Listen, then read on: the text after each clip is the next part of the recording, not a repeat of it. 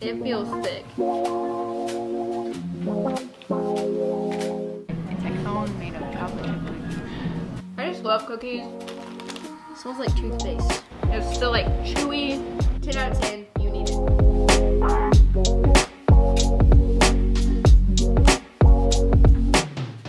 Hey guys, what's up? It's LD. Welcome back to another episode of LD Eats. So today we are going to be reviewing a couple new items from Pilsbury, and then I also picked up these Betty Crocker no-bake cookie dough bites, which I made. So we're gonna review all these products. Let's get started.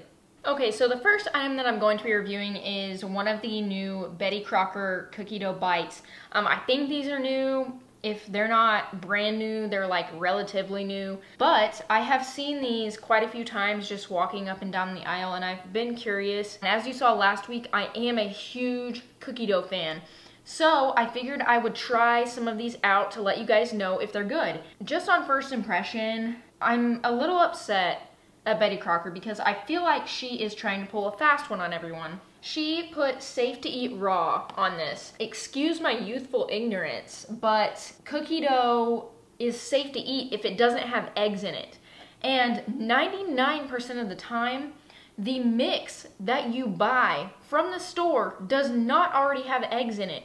You have to put the eggs in it yourself. So saying that this is safe to eat raw and it's no-bake cookie dough bites and it says just add butter and it has this picture of cream cheese, which I don't know if people would know that was cream cheese. I know it's cream cheese, but I feel like this is false advertising, okay? Anyways. Okay, then she goes into this whole thing on the side. Again, it says safe to eat raw. It says dough from our no-bake bites cookie dough mix is safe to eat raw because we use heat-treated flour. Are you nuts? I thought you couldn't eat cookie dough because of the eggs, not the flour. Well, if I'm wrong about that and giving people false information, I'm sorry. Anyway, basically what comes in here, there's a packet of mix, and then there's a little pouch that has some like chocolate melting wafers in it that you drizzle on the top. For this mix, you need a 1/3 cup of cream cheese and 2 tablespoons of butter. So you put the cream cheese and the butter in a microwave safe bowl, microwave for 20 seconds until the cream cheese and butter are soft, and then if it's still not melted, which mine wasn't, I put it back in there for 10 seconds and just gave it a nice little stir. So then you put the cookie dough mix into a bowl and you pour the cream cheese and butter in there. You stir it until it looks like dough. I used my KitchenAid mixer with this batch, but with the other batch I just used a spoon and it worked just fine. And then you shape the dough into 1-inch balls, about 1 rounded tablespoon full. I used the tablespoon to measure it out, and when I did that, the balls came out much larger than what they should have because it made like 10. So then I had to go and like half all of them, make more, and eventually they got down to very small balls, and there were 18 of them. So I guess my measurement of what a 1-inch ball looks like is just a little bit off, apparently. So after you get the balls all ready, then you put your chocolate topping in the microwave it for a minute, stir it, take it out, and then you just drizzle it on top of the balls. Then I put it in the refrigerator. They've been in the refrigerator for a while, so let's test them. And it says they're ready in less than 15 minutes. That's about right, to be honest with you. It did take me about 15 minutes, which is pretty convenient. Here's what the picture looks like. Here's what mine look like. To be honest with you, I did not focus a whole lot on the presentation of these because it's not about presentation, it's about taste. And I was not going to waste my time trying to make these look all cute because I had better things to do, like film this review and edit other reviews and do other things. So I just pretty much dumped the chocolate on top. I'm sorry, mine don't look as pretty as Betty Crocker's do. But we're going to taste them. So here is the chocolate chip with chocolate drizzle no-bake cookie dough bite. This is a very thick dough. I mean, honestly, this tastes like Pillsbury cookie dough. I feel like this is very similar to the Toll House cookie dough that I ate in the last video. Very similar in taste and texture. I am, though, a little bit surprised because I really thought I would be able to taste the cream cheese more, but it's not super strong. There is a hint of it, and from the texture of this, you can kind of tell that there's some cream cheese in there, but the cream cheese taste is not overwhelming like I thought it would be. Would I prefer actual cookie dough? Of course I would. Who wouldn't? Kids would love this, by the way. I want to make something kind of fun that's super simple. This is pretty good. You do get a cream cheese hit in the aftertaste, I will be honest with you there. Not initially though. I like these. My biggest complaint is that they're just super small balls. You could easily, like I just almost ate 3 of these. You would probably have to get like 3 or 4 boxes of these to make in order to take these to like a party or something like that, because people would sit here and pop like 1, 2, 3 of them in their mouth without even realizing that they ate that many. So I like these. I just wish that they made more, or that there was more mix so that you can make the balls bigger, which you could, but it would just only make like 12 or so, and that just seems kind of like a waste in my opinion, honestly. I'm gonna give these a 7 out of 10. All right, next up we have the cookies and cream no-bake cookie dough bites, and these are made the exact same way, except these are cookies and cream with vanilla flavored drizzle, so white chocolate. And when I was making these, it appeared that they were chocolate chips and Oreos. So here's the picture of what it looks like, and here's what I did. Again, I just dumped the chocolate on the top. Let's give these a try. These aren't as good.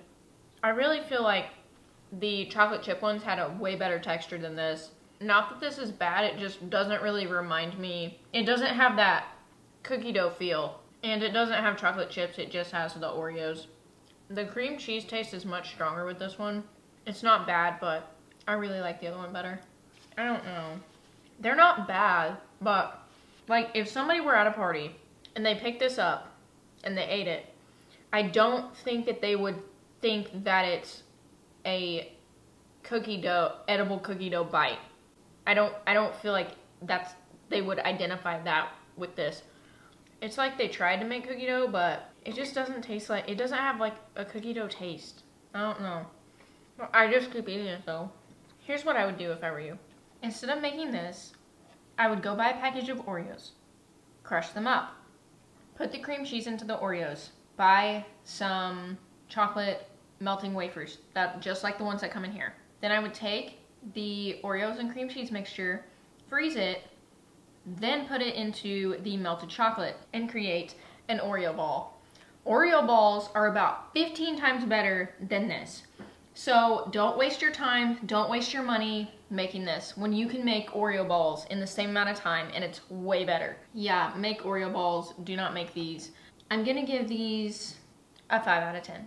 Also, just real quick before we move on to the next thing, with those cookie dough no-bake bites, I know I said when you make them to go to a party, but right now you shouldn't be going to parties because there is a pandemic going on.